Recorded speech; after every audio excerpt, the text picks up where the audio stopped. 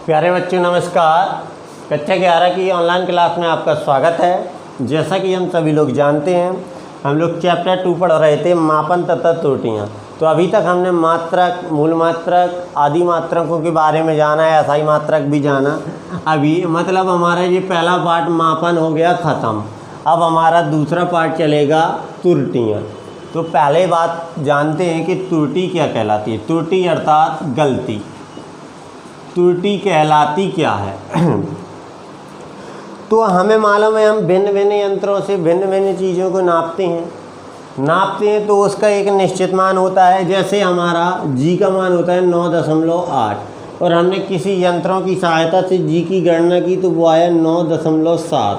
तो जो ये हमारा इसका अंतर आया है, यही क्या कहलाती है? त्रुटि। मतलब ये था इसका वास्तविक मान, क्या था, और ये था इसका प्रेक्षण करने पर प्रेक्षित मान। तो वास्तविक मान और प्रेक्षित मान का जो डिफरेंट आया वही कहलाता है त्रुटि।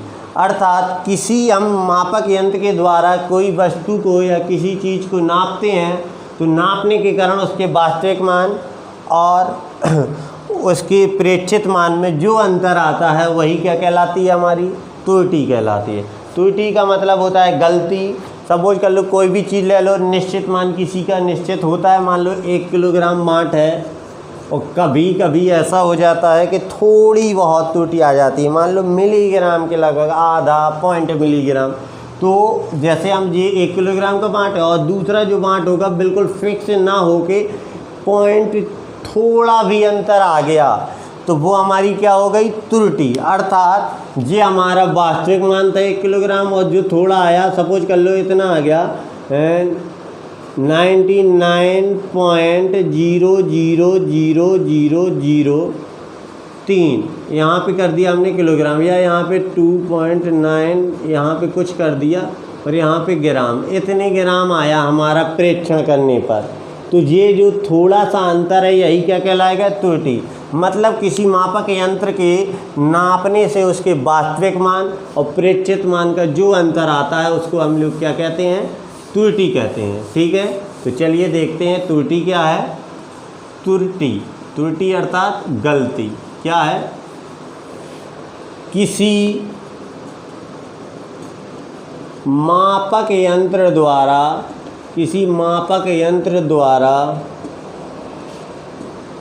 किसी राशि को मापने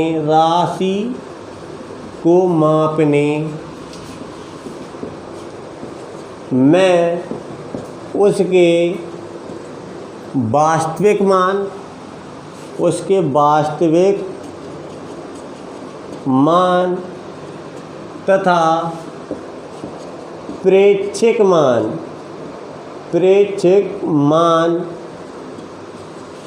का अंतर ही त्रुटि कहलाता है।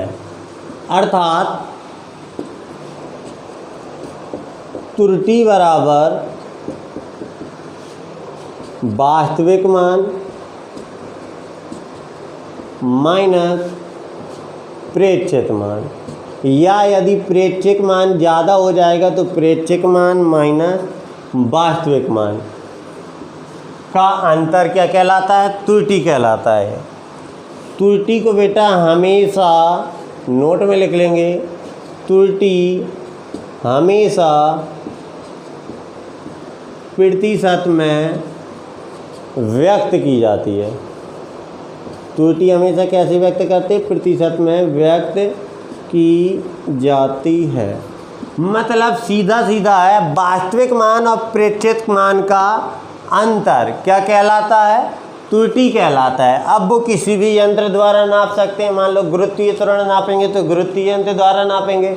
मान लो हमने यहाँ का नापा और हमारा होता है 9.8 आया 9.7, तो जी इनका जो अंतर है 0.1 का, यही क्या है? त्रुटि है। वास्तविक मान और प्रेक्षिक मान का अंतर हमेशा क्या कहलाता है? त्रुटि कहलाता है। नोट कर लीजिए, किसी मापक यंत्र द्वारा किसी राशि को मापने में उसके वास्तविक मान तथा प्रेक्षिक मान का जो अंतर होता है क्या कहलाता है? अंतर ही त्रुटि कहलाता है। त्रुटि इक्वल फॉर्मूला भी बना लीजिए, वास्तविक मान माइनस प्रेक्षक मान या प्रेक्षक मान माइनस वास्तविक मान, कोई भी कभी भी हो सकता है। यदि प्रेक्षक करने पर मान लो हमारा 9.8 था, हमारा 9.9 आ गया, तो ये जो अंतर है त्रुटि, अर्थात हमसे कुछ गलती हुई है। अब कितनी गलती हुई है वो इससे अंतर घटा के हम लोग निकाल सकते हैं। क्लियर? त्रुटि क्या है? किसी मापक यंत्र द्वारा किसी राशि को नापने में उसके वास्तविक मान तथा प्रेक्षक मान का अंतर क्या कहलाता है? त्रुटि। इसके बाद इसको नोट कीजिए। फिर हम जानते हैं त्रुटि के प्रकार, मतलब कितने प्रकार से हम एक गलती को कर सकते हैं। तो चलिए इसको नोट कीजिए, फिर इसके बाद देखते हैं अगला।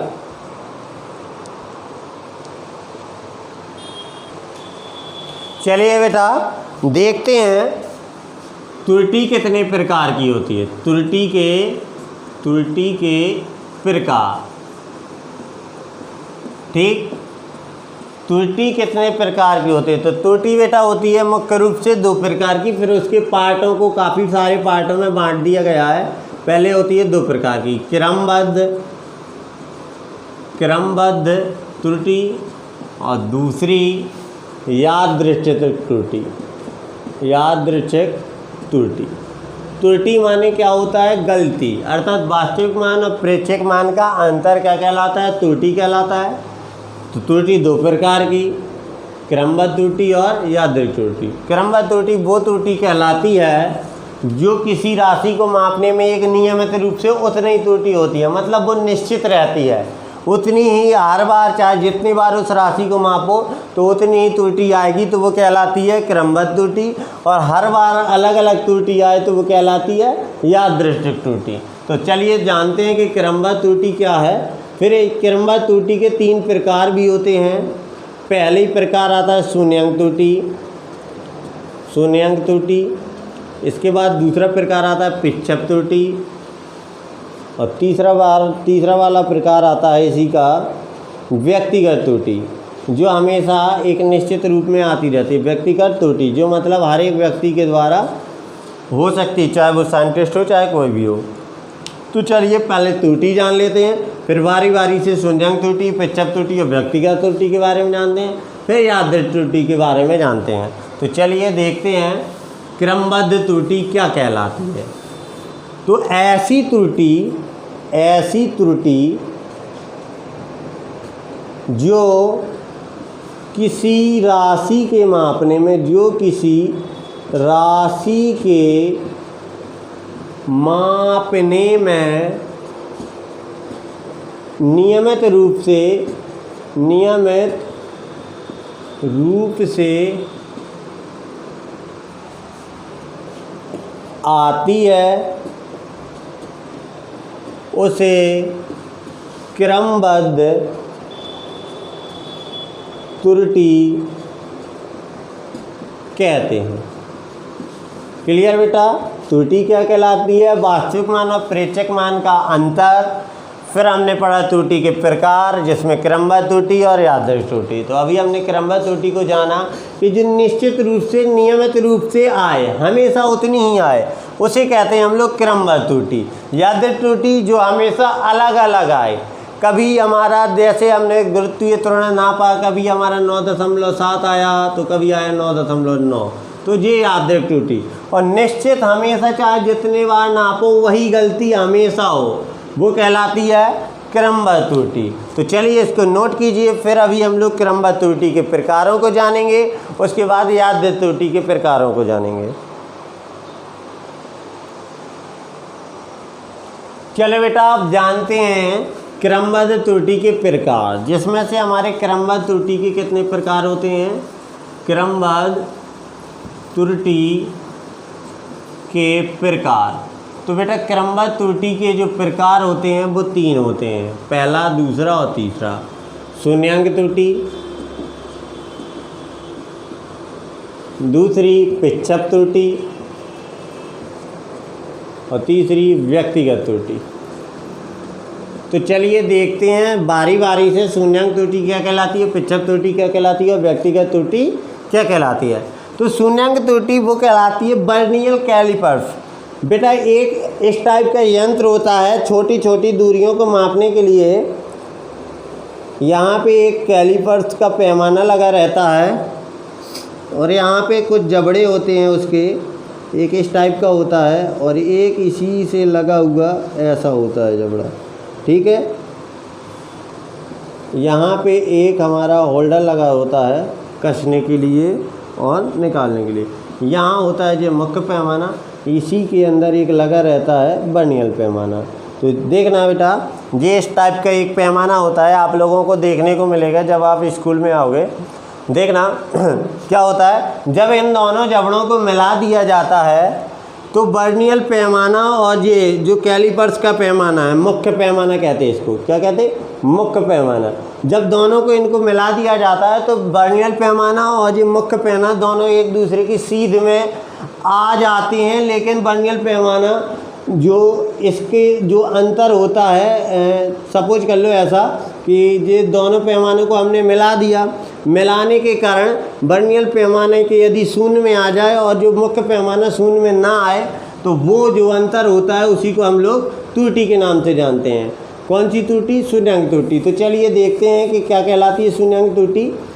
अभी आप लोगों ने बर्नियल पैमाना जाना, लेकिन मेरे ख्याल से तो बर्नियल पैमाना आप लोगों को समझ में नहीं आया होगा कि बर्नियल पैमाना क्या कहलाता है। तो जब आप लोग स्कूल में आओगे तो बर्नियल पैमाना अच्छे से जान जाओगे कि क्या कहलाता है बर्नियल पैमाना। तो क्या होता है, बर्नियल पैमाने में दो जबड़े होते हैं, जब दोनों जबड़ों को ऐसे मिला दिया जाता है तो मुख्य पैमाना और बर्नियल पैमाना एक दूसरे के सीध में नहीं आता, थोड़ा सा अंतर रहता है। तो वही थोड़ा सा अंतर क्या कहलाता है? शून्याङ्क त्रुटि कहलाता है। क्या? जब बर्नियल पैमाने के दोनों जबड़ों को आपस में मिला दिया जाता है, आपस में मिला दिया जाता है, तब बर्नियल पैमाना मुख्य पैमाने के सीध में नहीं आता। अर्थात क्या होगा जब सीध में नहीं आएगा, अर्थात मुख्य पैमाना जीरो हो जाने पर, मुख्य पैमाना जीरो हो जाने पर बर्नियल पैमाना जीरो नहीं होता, अर्थात शून्य नहीं होता, जीरो नहीं होता है। तो इस प्रकार की त्रुटि शून्याङ्क त्रुटि कहलाती है, शून्याङ्क त्रुटि कहलाती है। देखो अब बेटा अच्छे से थोड़ी समझ में आ जाएगी। क्या है, जब ये एक बर्नियल पैमाना है हमारा, सपोज कर लो, इसके ये दोनों जबड़ों को हमने एक साथ मिला दिया तो यहाँ पे एक लगा रहता है मुख्य पैमाना और यहाँ पे यहीं के इसी के अंदर लगा रहता है बर्नियल पैमाना। तो ये तो जीरो में आ जाता है मुख्य पैमाना, और ये बर्नियल पैमाना जो इसके अंदर रहता है वो शून्य पर नहीं आ पाता है। तो देखना बेटा, जो बार बार हम चाहे जितने बार करेंगे वो तो निश्चित है, तो जो निश्चित होती वो कौन सी त्रुटि कहलाती? क्रमबद्ध त्रुटि कहलाती है। लेकिन यदि वही त्रुटि बर्नियल पैमाने में होगी तो उसका नाम हो जाएगा शून्याङ्क त्रुटि, और यदि पेंच मापी में होगी तो वो हो जाएगा विक्षेप त्रुटि। तो चलिए देखते हैं क्या है। जब बर्नियल पैमाने के दोनों जबड़ों को आपस में इस टाइप से मिला दिया जाता है तो जो मुख्य पैमाना और बर्नियल पैमाना होता है वो एक दूसरे की सीध में नहीं आता है। इसका मतलब क्या हुआ? सीध में नहीं आता है, मतलब मुख्य पैमाना तो जीरो हो गया लेकिन बर्नियल पैमाना जीरो नहीं हुआ। तो जीरो नहीं हुआ तो थोड़ा बहुत जो भी अंतर होगा वो क्या कहलाएगा? शून्याङ्क त्रुटि कहलाएगा। दिक्कत ये है ओनली कि बर्नियल पैमाना कहलाता क्या है? तो बर्नियल पैमाना एक यंत्र होता है रिंच के टाइप का, तो उसके दो जबड़े होते हैं, उससे हम लोग दूरियों को या व्यास को नापते हैं। तो जब वो दोनों जबड़े आपस में मिल जाते हैं तो उसको ये जो मुख्य पैमाना होता है वो वर्नियर पैमाने से मैच नहीं खाता है, तो वो जो अंतर होता है वही क्या कहलाती है, हमारी शून्याङ्क त्रुटि कहलाती है। तो चलिए इसको नोट कर लीजिए, इस चित्र को नहीं बनाना है, ठीक है, इसको ओनली नोट कीजिए, शून्याङ्क त्रुटि क्या कहलाती है। चले बेटा, अभी हमने देखा कि शून्याङ्क त्रुटि क्या कहलाती है, जिसमें हमें वर्नियर पैमाना पता ही नहीं चला क्या होता है वर्नियर पैमाना। तो बेटा यदि तुम्हें वर्नियर पैमाने के बारे में जानना है तो इंटरनेट में सर्च कर लेना वर्नियर स्केल। क्या सर्च कर लेना, वर्नियर स्केल। तो कुछ एक इस टाइप का चित्र बना हुआ आएगा जिसमें उसके दो जबड़े होंगे, यहाँ पे वर्नियर स्केल लिखा रहेगा और ये हमारी मुख्य स्केल लिखी रहेगी। तो जब ये 0 आ जाए और ये 0 ना आए तो जो अंतर है वही क्या कहलाता है, शून्याङ्क त्रुटि कहलाता है। अब आते हैं अपन लोग पिच्छप त्रुटि। कौन सी, पिच्छप त्रुटि। तो बेटा पिच्छप त्रुटि वो होती है वर्नियर स्केल में, ये होती है स्क्रू में या पेंच में, क्योंकि पेंच अपन ने घुमाया होगा, कोई भी पेंच हम बोल्ट को ही घुमाते हैं तो ये जैसे ही घुमाते हैं तो वो या तो आगे जाता है या पीछे जाता है कि नहीं जाता है। किसी भी पेंच का सिद्धांत हमारे यही कहता है कि यदि उसको घुमाते हैं तो या तो वो आगे की ओर बढ़ेगा या पीछे की ओर बढ़ेगा। सपोज कर लो इसी मार्कर को देखना, हम घुमा रहे हैं तो देखिए ये आगे की ओर बढ़ रहा है या पीछे की ओर, ये खुल गया है। ठीक इसी पे अपन लोग नल के जो नल बोल्ट होते हैं उनको भी घुमा के चेक कर सकते हैं, या तो वो आगे की ओर भगेगा या पीछे की ओर भगेगा। लेकिन ये एक साथ आगे और पीछे नहीं भगता, पहले थोड़ी से समय के लिए रुकता है फिर आगे या पीछे बढ़ता है। तो ये जो थोड़े समय के लिए रुका है यही क्या है, पिच्छप त्रुटि है। थोड़े समय के लिए जैसे ही घुमाएंगे तो फौरन आगे नहीं बढ़ने लगेगा, थोड़ी सा रुकेगा 1-2 नैनो सेकंड के लिए फिर बढ़ेगा। तो वो त्रुटि क्या कहलाती है, हमारी पिच्छप त्रुटि। मतलब हम जानते हैं कि पेंच को घुमाने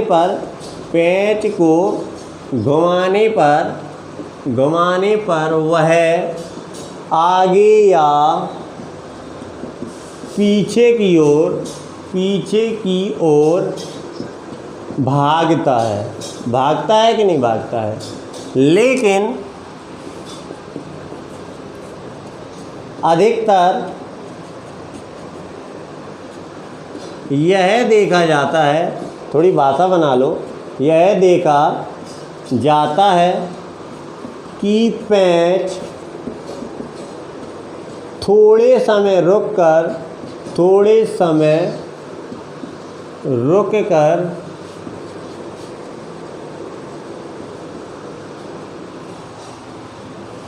आगे या पीछे भागता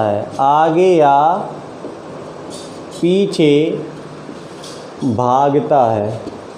यही थोड़े समय के लिए रुकना,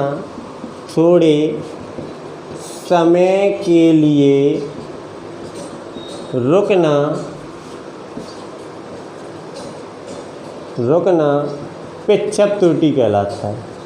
पिच्छप त्रुटि कहलाता है, ठीक है। जो पेंच थोड़े समय के लिए रुकता है तो वही त्रुटि क्या कहलाती है, हमारी पिच्छप त्रुटि कहलाती है। मतलब पेंच मापी में ये अधिकतर उत्पन्न होती है। अभी आप लोगों को यदि पेंच मापी भी देखनी है तो उसको स्क्रू डाल देना, आप लोग स्क्रू डाल दो कि आप लोग इंटरनेट में, तो पेंच मापी का कुछ इस तरीके का चित्र आप लोगों को दिखाई देगा। इस तरीके का एक चित्र आएगा, यहाँ पे हमारा एक नट बोल्ट कसा हुआ रहेगा, यहाँ पे ऐसा नट बोल्ट कसा हुआ रहेगा, इसको यहाँ पे घुमाने के लिए रहेगा। जैसे ही हम लोग घुमाते हैं तो ये आगे की ओर बढ़ता जाता है और इससे हम लोग जैसे सेल का व्यास नापना है आदि के लिए उपयोग करते हैं। तो ये पिच्छप त्रुटि क्या कहलाती है, जब भी हम लोग किसी पेंच मापी को घुमाएं तो वो थोड़े समय के लिए रुके तो वही त्रुटि क्या कहलाती है, पिच्छप त्रुटि कहलाती है। तो आज के लिए बेटा बस इतना ही। कल हम लोग व्यक्तिगत त्रुटि, यादृच्छिक त्रुटि को कितने प्रकार से निकालते हैं आदि के बारे में अध्ययन करेंगे। कुछ न्यूमेरिकलों के बारे में भी अध्ययन करेंगे कि न्यूमेरिकल इसके कैसे लगाए जाते हैं। तो आज के लिए इतना ही, नमस्कार।